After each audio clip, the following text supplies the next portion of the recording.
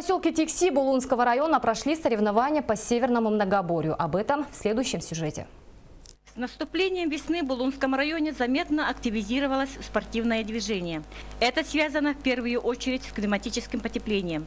Ежедневно на улицах поселка Тикси можно встретить людей, занимающихся скандинавской ходьбой, лыжами и катанием на коньках.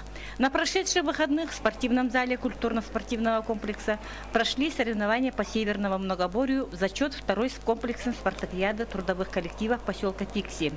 Приняли участие 6 блоков команд, состоящих из спортсменов трудовых коллективов.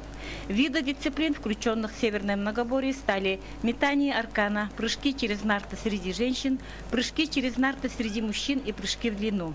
Сегодня на нашей спортивной площадке прошли вторые соревнования в рамках второй комплексной спартакиады поселка Тикси среди трудовых коллективов.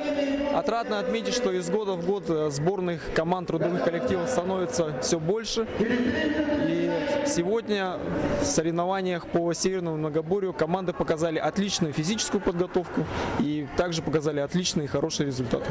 По итогам соревнований победу одержала сборная команда «Пламя». Впереди участников и жителей поселка Тикси ждут увлекательные спортивные и культурные мероприятия, приуроченные году российского кино и году благоустройства республики. Ольга Григорьева, Валерий Савельев, НВК «Саха», Тикси.